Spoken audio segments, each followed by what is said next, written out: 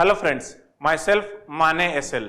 आपण मित्रांनो 11वी-12वी मध्ये जे मॅथमॅटिक्स शिकलेलं आहे त्यामध्ये limits, continuity, set theory, function, derivative, integration, differential equation हा पार्ट सगळा 11वी-12वी मध्ये आपण केलेला आहे. ओके, त्यानंतर आपण बीएससी 1 मध्ये 11वी-12वीच्या पुढे जाऊन डिफरन्शियल इक्वेशन कसे तयार करायचे, कॉम्प्लेक्स नंबर काय आहे हे सगळं आपण बीएससी 1 मध्ये केलेलं आहे. ओके, त्यानंतर आपण बीएससी 1 मध्ये जे दोन्ही सेमिस्टरला मॅथ्स शिकलेलं होतं तर त्याच्यामध्ये पहिल्या सेमिस्टरला आपण hyperbolic functions, higher order derivative, त्यानंतर मीन व्हॅल्यू थेरम आणि indeterminate form, limit and continuity हा पार्ट सेमिस्टर 1 ला बघितलेला होता.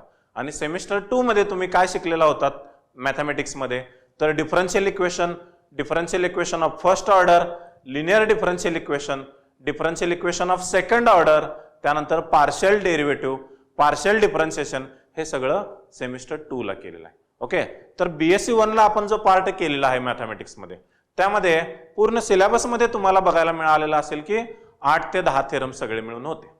ओके, म्हणजे तुम्ही 10 थेरमचा अभ्यास पूर्ण सेमिस्टर मध्ये दोन्ही पेपर मध्ये केलेला आहात.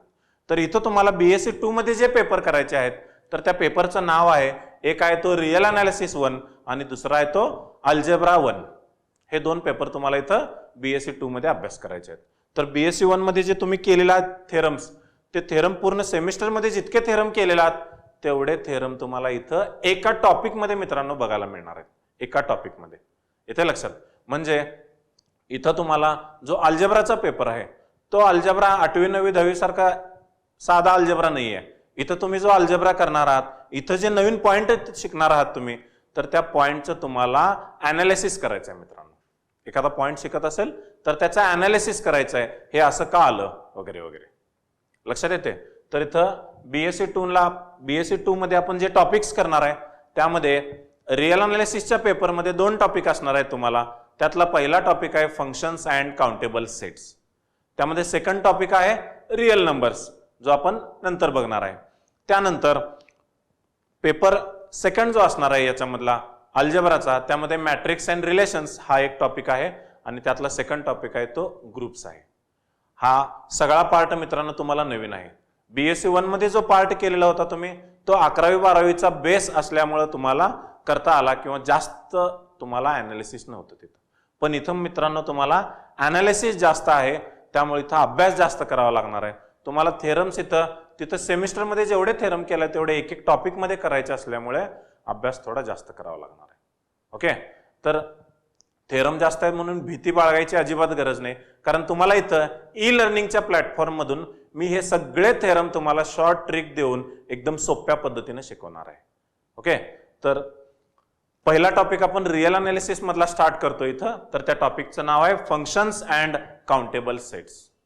11वी-12वी मध्ये जे आपण केलेलं होतं सेट थेरी, फंक्शन, त्यानंतर बीएससी 1 ला जे केलेलं होतं ते थोडंसं आपण रिवाइज करूया, मग आपण बीएससी 2 मधला नवीन पार्ट स्टार्ट करूया. तर चला, तर सेट थेरी मधला सेट नावाचं जे कन्सेप्ट आहे त्याला आपण स्टार्ट करूया. तर सेटची डेफिनेशन काय आहे मित्रांनो, the collection of well defined objects is called as set. ही स्टँडर्ड डेफिनेशन आहे जी तुम्ही 11वी-12वी मध्ये बघितलेली होती set theory. Sets, okay, collection of well defined objects is called as set. It is denoted by capital letters like A B C. म्हणजे आपण सेट डिनोट करण्यासाठी कॅपिटल लेटर्सचा यूज करतो. जसं की एक्झाम्पल मध्ये ए इज इक्वल टू 1 2 3 4 5. याला symbolic भाषेत कसं लिहायचं ते आपण नंतर शिकणार आहे. ओके, तर इथं काही आपण सेट्स जे इथं शिकलेलं आहे तर त्यामध्ये आपल्याला बघायला मिळेल की सेट ऑफ नॅचरल नंबर्स. आपण नंबर सिस्टीम मध्ये सेट थेरीच्या भाषेमध्ये हे सगळं केलेलं आहे. तर ते थोडंसं अगोदर रिकॉल करूया आपण. सेट थेरीमध्ये सेट ऑफ नॅचरल नंबर्स आपल्याला माहिती आहे. सेट ऑफ नॅचरल नंबर्स आपण कॅपिटल एन न डिनोट करतो. त्यातले नंबर्स कसे असतात मित्रांनो, 1 2 3 म्हणजे सगळे पॉझिटिव्ह नंबर असतात विदाउट 0. ओके, त्यानंतर आपण शिकलेलो होतो की सेट ऑफ होल नंबर्स आपण कॅपिटल डब्ल्यू न डिनोट करतो आणि त्यामध्ये नंबर्स कोणते असतात तर नॅचरल नंबर मधले सगळे नंबर्स विथ 0. ओके, म्हणजे काय असतं 0 1 2 3 डॉट डॉट डॉट.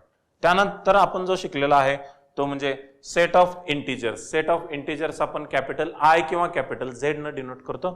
तर त्यातले नंबर्स कसे असतात, होल नंबर्स मधले सगळे नंबर्स घ्यायचे आणि नॅचरल नंबर मधले सगळे निगेटिव्ह नंबर घ्यायचे. म्हणजे तुम्हाला इथं -∞ पासून -3 -2 -1 0 1 2 3 up to dot dot dot असे तुम्हाला इथं नंबर्स बघायला मिळतील. त्यानंतर आहे सेट ऑफ रॅशनल नंबर्स, त्याला आपण क्यू न डिनोट करतो. तर सेट ऑफ नॅचरल नंबर्स कसं डिनोट करतो आपण, रॅशनल नंबर्स म्हणजे काय असतात, एखादा नंबर पी अपॉन क्यूच्या भाषेत जर तुम्हाला लिहिता येत असेल तर त्याला आपण रॅशनल नंबर म्हणतो. सेट थेअरीमध्ये कसं लिहायचं मग ते, P upon Q comma P upon Q म्हणजे रॅशनल नंबर आहे, तो फ्रॅक्शन आहे आणि फ्रॅक्शन जेव्हा आपण डिफाईन करतो त्यावेळेला डिनॉमिनेटरची व्हॅल्यू नॉन झिरो पाहिजे. जर डिनॉमिनेटर 0 झाला तर त्याची व्हॅल्यू काय येते मित्रांनो, इन्फिनिटी येते त्याची व्हॅल्यू. म्हणजे इथे पी अपॉन क्यू मध्ये क्यू ची व्हॅल्यू 0 नसली पाहिजे. आणि पी आणि क्यू हे नंबर्स कशातलं घेतो आपण, सेट ऑफ इंटिजर्स मधले घेतो. ओके, सो नेक्स्ट आहे set of irrational numbers. Set of irrational numbers आपण इथं आय न डिनोट करतोय किंवा आर मायनस क्यू न डिनोट करतोय.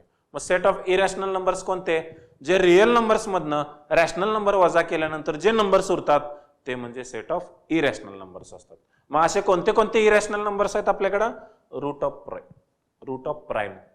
Route P means root of prime numbers, P means prime. म्हणजे रूट पी मध्ये जेवढे नंबर्स लिहिता येतात त्याला आपण इरॅशनल नंबर म्हणतो. ते सेट मध्ये ठेवल्यानंतर त्याला आपण इरॅशनल नंबरचा सेट म्हणतो. ओके, त्यानंतर आपण शिकलेलो आहे सेट ऑफ रिअल नंबर्स, त्याला आपण कॅपिटल आर न डिनोट करतो.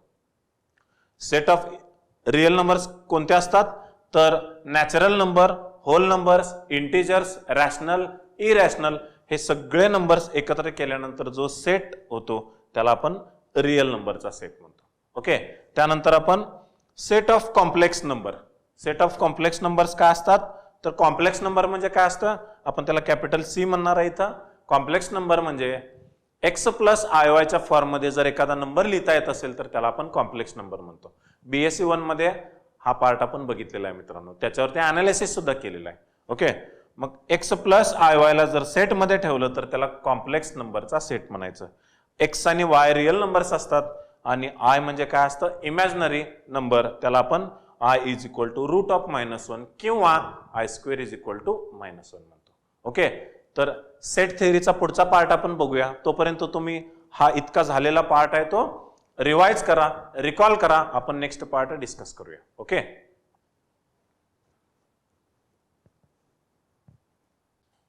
सो फ्रेंड्स आपला नेक्स्ट पॉइंट आहे फायनाइट सेट. फायनाइट सेट म्हणजे काय बघा, a set in which the process of counting of elements comes to an end at some stage is called as finite set. त्याला or मध्ये एक definition आहे, a set in which the number of elements is a finite then it is called as finite set. म्हणजेच काय, असा set की ज्याच्यामध्ये number of एलिमेंटची संख्या फायनाइट आहे त्याला आपण फायनाइट सेट म्हणायचं. Okay, a set which is not finite is called as infinite set. जे सेट फायनाइट नसतात त्याला आपण इन्फानाइट सेट म्हणायचं. आपण कोणते आहेत असे इन्फानाइट सेट, तर for example N Z Q R C. N means set of natural numbers, Z means set of integers, Q means set of rational numbers, R means set of real number and C means set of complex numbers. हे जे काही 5 set आहेत हे infinite set आहेत. Okay, next note, an empty set is a finite set. Empty set हे नेहमी finite set असतं, लक्षात ठेवायचं आहे, MCQ साठी येऊ शकतं. Okay, next point, method for representing sets. Set represent करण्याच्या काही मेथड्स आहेत. तर त्यामध्ये फर्स्ट मेथड आहे रोस्टर ऑर टॅब्युलर मेथड. यालाच आपण मेथड ऑफ लिस्ट असंही म्हणू शकतो. Okay, if the number of elements in a set is small then it is possible and convenient to list all of the elements. म्हणजेच सेटमध्ये जर एलिमेंटची संख्या लहान असेल तर त्याला आपल्याला सेटमध्ये लिहिता येतं. Okay, so example, A is equal to set of all prime numbers less than 20. म्हणजे 20 पेक्षा लहान प्राइम नंबर्स आपल्याला सगळे इथं सेटमध्ये लिहायचे आहेत, ज्या सेटला आपण A नाव दिलेलं आहे. म्हणजेच कसा होतो बघा सेट, तो that is A is equal to सेटमध्ये 20 पेक्षा लहान असणारे सगळे प्राईम नंबर्स. सो प्राईम नंबरची सुरुवात कुठून होते? 2 पासून. कोणते कोणते नंबर येणार आहेत बघा? 2, 3, 5. Next prime number 7, 11, 13, 17 and 19. 1 ते 20 सगळे प्राईम नंबर्स. ओके, म्हणजे सेट ए आपल्याला काय मिळतो? 2, 3, 5, 7, 11, 13, 17 and 19. Okay, next M is equal to the set of weekdays. weekdays म्हणजे आठवड्याचे प्रत्येक दिवस जे आहेत ते आपण सेट मध्ये लिहिले तर तो सेट कसा होतो बघा. इन शॉर्ट लिहितो मी इथं. SU मीन्स संडे,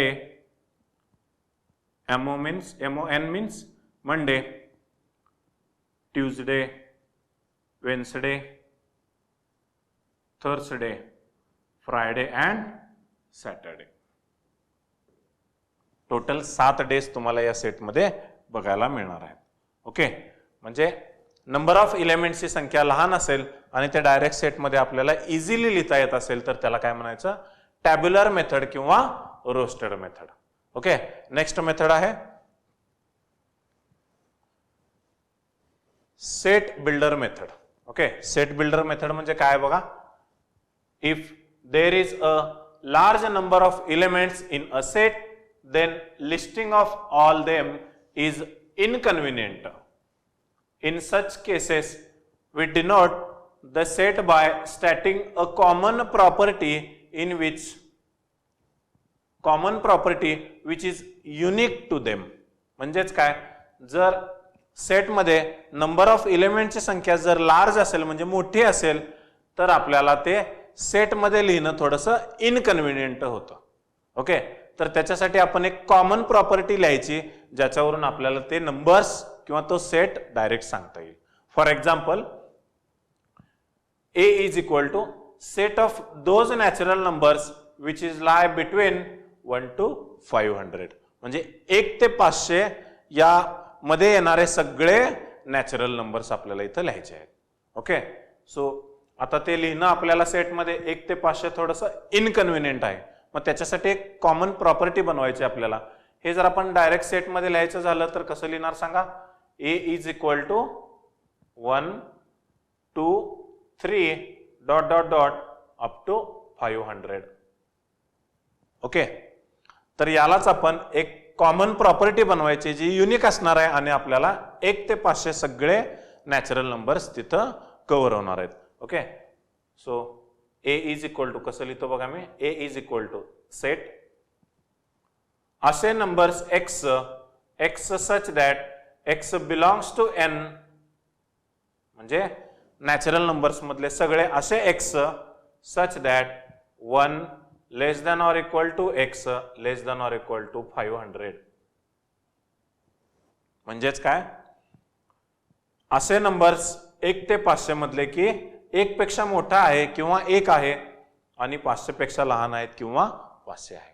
ओके, म्हणजे ही जी कॉमन प्रॉपर्टी झालेली आहे तर त्या कॉमन प्रॉपर्टीमध्ये आपल्याला 1 ते 500 सगळे नॅचरल नंबर सांगता येतात. तर याला काय म्हणायचं? Set builder method. ओके, म्हणजे सेट आपण तो बिल्ड केलेला आहे. ओके, समजलं इथपर्यंत? सो इथपर्यंतचा पार्ट आहे तर तुम्ही रिकॉल करा, आपण नेक्स्ट पार्ट डिस्कस करूया. ओके, सो फ्रेंड्स, आपला नेक्स्ट पॉइंट आहे null set or empty set. A set containing no element is called as empty or null set. म्हणजे एखाद्या सेटमध्ये जर एलिमेंट काहीच नसतील तर त्याला आपण एम्प्टी सेट म्हणतो. It is denoted by phi or singleton, that is curly bracket, आणि त्याच्यात एलिमेंट एकही ठेवायचा नाही. ओके, नेक्स्ट डेफिनेशन आहे सिंगलटन सेट. सिंगलटन सेट म्हणजे काय असतं? A set containing only one element is called as singleton set. असा सेट की ज्यामध्ये फक्त एकच एलिमेंट आहे त्याला आपण सिंगलटन सेट म्हणायचं. For example, capital of Maharashtra. Capital of Maharashtra आपल्याला माहिती आहे काय आहे ते. सो सेटमध्ये आपल्याला काय मिळणार आहे बघा. दॅट इज, जर आपण त्या सेटला ए सेट म्हटलं तर काय मिळते बघा. सेटमध्ये कॅपिटल ऑफ महाराष्ट्र म्हणजे महाराष्ट्राची राजधानी काय आहे? सो आन्सर मध्ये काय येणार आहे इथं? Mumbai. Okay. Second example, B is equal to singleton 5, singleton 5, B is equal to. Okay.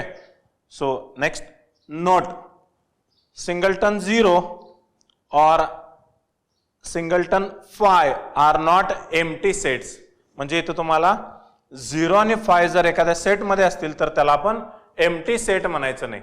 Okay. So MCQ साठी हे इम्पॉर्टंट आहे, लक्षात ठेवायचं आहे तुम्ही. नेक्स्ट डेफिनेशन आहे सबसेट ऑफ अ सेट. म्हणजे जर आपल्याकडे सेट असेल तर सबसेट कसा आपण बनवू शकतो बघा. A set A is said to be a subset of a set B if every element of A is also an element of B. म्हणजेच काय, जर A हा सेट असेल आणि B हा सेट असेल तर A सेटला B चा सबसेट कधी म्हणायचं, तर A मध्ये जेवढे नंबर ऑफ एलिमेंट्स असतील तेवढेच B मध्ये पाहिजे. Okay. It is denoted by A is a subset of B. म्हणजेच काय, A is subset of B or त्याला आपण A is contained in B असंही म्हणू शकतो. Okay. X belongs to A म्हणजे X जर A सेट मध्ये असेल आणि X जर B सेट मध्ये असेल तर आपण म्हणू शकतो की A हा B चा सबसेट आहे. Okay. Next definition, proper subset. Proper subset म्हणजे काय बघा, if every element of a set A is an element of a set B and B contains at least one element which is not in A, then A is said to be proper subset of B. म्हणजेच it is denoted by A is properly contained in B. Okay. म्हणजेच काय, A ला B चा proper subset कधी म्हणायचं, तर A मध्ये number of elements जितके असतील B मध्ये नंबर ऑफ एलिमेंट्स तेवढे आणि त्याच्यापेक्षा एक तरी एलिमेंट B मध्ये जास्त पाहिजे. म्हणजे B या सेटमध्ये तुमच्याकडं A सेट पेक्षा एक तरी एलिमेंट जास्त पाहिजे, तेव्हा आपण A सेटला B चा प्रॉपर सबसेट म्हणायचं. लक्षात येते. फॉर एक्झाम्पल इथं A इज इक्वल टू, जर आपण 1 2 3 4 5 असे 5 एलिमेंट असलेला जर A सेट कन्सिडर केला आणि B इज इक्वल टू 1 2 3 4 5 6 7 असे 7 एलिमेंट असलेला जर B सेट कन्सिडर केला, then A is properly contained in B म्हणू शकतो आपण. म्हणजेच काय, A या सेटमध्ये 5 एलिमेंट आहेत आणि B या सेटमध्ये 7 एलिमेंट आहेत. A पेक्षा एक तरी एलिमेंट जास्त पाहिजे आपल्याकडं. 6 and 7 हे दोन एलिमेंट A सेट मधल्या एलिमेंट्स पेक्षा जास्त आहेत, म्हणून आपण म्हणू शकतो की A is properly contained in B. समजलं? So next definition,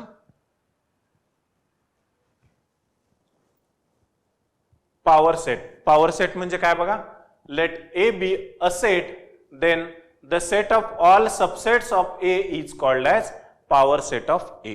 power set म्हणजे काय, तर ऑल सबसेट्स म्हणजे A चे सगळे सबसेट्स एकत्र करायचे, ते नंबर ऑफ जेवढे सबसेट्स होतात ते म्हणजे पॉवर सेट असतं. Okay. It is denoted bye P of A. P of A न त्याला आपण डिनोटेड करतो. म्हणजे P म्हणजे पॉवर सेट आणि हे ऑफ सेट A. म्हणजे पॉवर सेट साठी आपल्याला एक सेट लागणार आहे. आणि नोट मध्ये बघा, if n of A is equal to M. हे n ऑफ A म्हणजे काय मित्रांनो, n means number of elements in set A.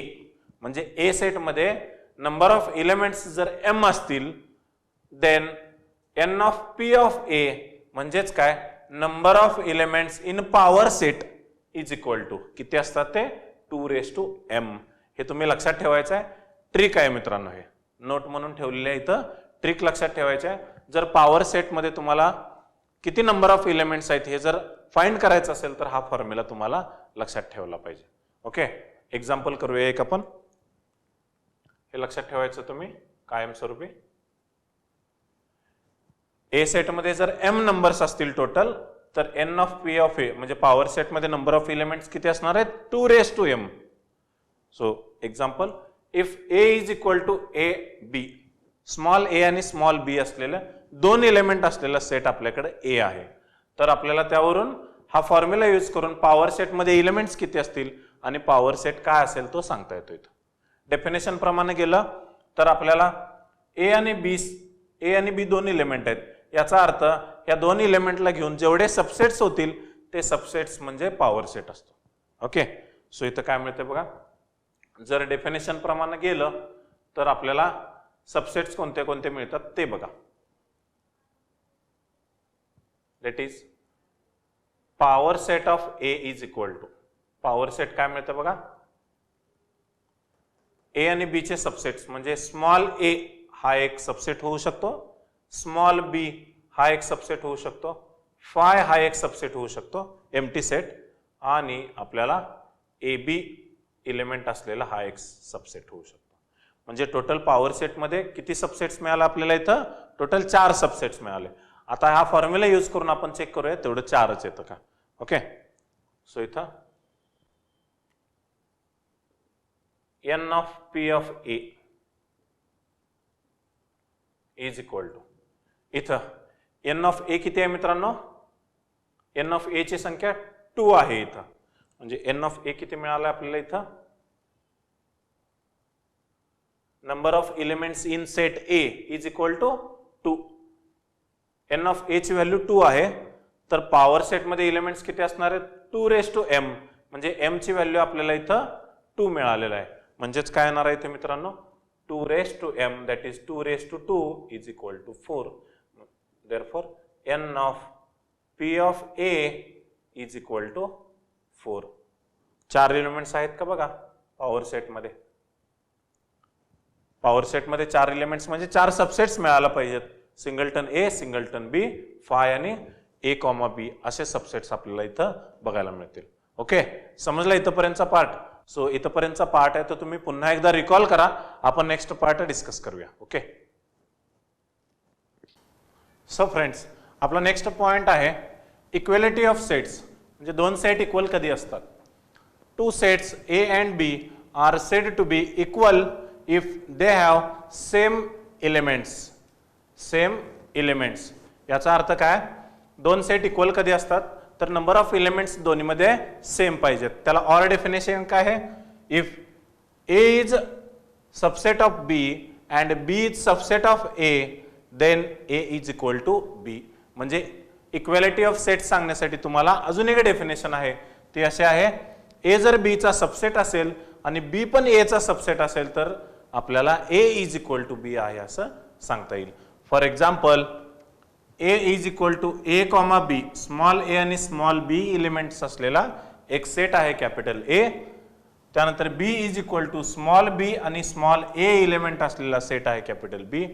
तर आपल्याला इथं बघायला मिळेल की ए आणि बी दोन एलिमेंट आहेत आणि इथं बी आणि ए दोन एलिमेंट आहेत. म्हणजे नंबर ऑफ एलिमेंट्स काय झाले या केसमध्ये 2. म्हणजेच आपल्याला A is equal to B इथं सांगता येईल. Okay, next example, A is equal to 3 and 4. 3 आणि 4 हे दोन नंबर असलेले आपल्याला एक सेट दिलेला आहे ए, आणि बी हा सेट आपल्याला या फॉर्म मध्ये दिलेला आहे. Okay, so x belongs to R such that, म्हणजे एक्स रिअल नंबर मधले असे नंबर्स आहेत की जे ही कंडिशन सॅटिस्फाय करतात. x² - 7x + 12 is equal to 0. म्हणजे एक क्वाड्रॅटिक इक्वेशन दिलेलं आहे, आपल्याला ते क्वाड्रॅटिक इक्वेशन सॉल्व्ह केलं पाहिजे आणि एक्सच्या व्हॅल्यूज फाइंड केल्या पाहिजेत. म्हणजे बी काय येतं ते अगोदर आपण फाइंड करूया आणि मग इक्वेलिटी आहे का नाही चेक करूया. ओके, सो इथं ते इक्वेशन जर सॉल्व्ह करायचं असेल तर काय मिळतं बघा इथं, that is B is equal to x belongs to R such that इथं x² - 7x + 12 is equal to 0. याचाच अर्थ 12चे आपल्याला फॅक्टर्स असे पाडायचे आहेत की त्याची ऍडिशन -7 आली पाहिजे आणि प्रोडक्ट 12 आला पाहिजे +12. सो इथं काय मिळतं बघा, 3 4 -3 -4 -3 -4 प्रोडक्ट केल्यानंतर +12 येतं आणि त्याचे ऍडिशन काय येते -7. म्हणजे आपल्याला इथं काय मिळतं बघा, x minus 3 x minus 4 is equal to 0. म्हणजेच आपल्याला सेट काय मिळतं बघा, b is equal to x belongs to r such that x minus 3 is equal to 0 और x minus 4 is equal to 0. याचाच अर्थ आपल्याला इथं b ची व्हॅल्यू काय मिळते बघा, x belongs to r such that x is equal to 3 and x is equal to 4. म्हणजेच आपल्याला b सेट काय मिळतं बघा, 3,4. a सेट काय आहे 3,4. याचाच अर्थ इथं काय लिहिता येईल आपल्याला, then a is equal to b. म्हणजे या केसमध्ये आपल्याला a आणि c, a आणि b हे दोन सेट इक्वल मिळतात. ओके, नेक्स्ट पॉइंट आहे युनिव्हर्सल सेट. युनिव्हर्सल सेट म्हणजे काय बघा, if in a particular discussion all sets under consideration are subsets of a set say U, then U is called as universal set for that discussion. म्हणजेच काय, जर आपल्याकडं sets असतील A, B, C वगैरे, तर ते सबसेट्स लिहिता येत असेल एखाद्या वेगळ्या सेटचे, ज्याला आपण पॉवर सेट म्हणतो. इथं सेट U आहे असं जर आपण कन्सिडर केलं तर U ला आपल्याला युनिव्हर्सल सेट म्हणता येईल. For example, the set of natural numbers आपण n ने डिनोट करतो आणि द सेट ऑफ इंटिजर्स आपण z ने डिनोट करतो. तर हे सगळे सबसेट्स आहेत सेट ऑफ रियल नंबर्सचे. R subsets of the set of real numbers R. मग आपल्याला या केसमध्ये असं सांगता येईल, thus R is a universal set for this case. म्हणजे या डिस्कशनसाठी आपल्याला आर हा युनिव्हर्सल सेट मिळतो. ओनली झेड आणि एन जर सेट ऑफ इंटिजर्स आणि सेट ऑफ नॅचरल नंबर्स असतील तर ते सबसेट्स आहेत आर चे. म्हणून या केससाठी फक्त आपल्याला आर हा युनिव्हर्सल सेट मिळतो. सेट ऑफ रियल नंबर्स हा कायमस्वरूपी युनिव्हर्सल सेट नाही, फक्त या डिस्कशनसाठी आपल्याला युनिव्हर्सल सेट मिळतो. समजलं? So next point, Venn diagram. Venn diagram म्हणजे काय बघा, the pictorial representation of a set is called as Venn diagram. Venn diagram कशाला म्हणायचं, एखाद्या सेटला आपण पिक्टोरियल रिप्रेझेंटेशन फॉर्म मध्ये लिहिता येत असेल तर त्याला वेन डायग्राम म्हणायचं आपण. Next, the set is represented by the region enclosed bye simple closed curve such as rectangle, circle, triangle etc. याचाच अर्थ काय, एखाद्या सेटला आपण रिप्रेझेंट करू शकतो एखाद्या सिंपल क्लोज्ड कर्व किंवा रेक्टँगल, सर्कल किंवा ट्रायंगल न. Okay, the universal set is represented by a rectangular area in a plane. म्हणजे युनिव्हर्सल सेट आपल्याला रिप्रेझेंट करायचा असेल तर रेक्टँग्युलर फॉर्म मध्ये आपण त्याला रिप्रेझेंट करू शकतो. Next, Venn diagrams are frequently used to explain certain operation on sets to a verify certain laws about sets. म्हणजे आपल्याला सेट थेअरीमध्ये एखादा लॉ प्रूव्ह करायचा असेल किंवा व्हेरीफाय करायचा असेल तर तिथं एक सर्टन ऑपरेशन म्हणजे काही ऑपरेशनसाठी आपण वेन डायग्रामचा वापर करू शकतो. ओके, समजला इथपर्यंतचा पार्ट? सो इथपर्यंतचा पार्ट आहे तो तुम्ही पुन्हा एकदा रिकॉल करा, आपण नेक्स्ट पार्ट डिस्कस करूया.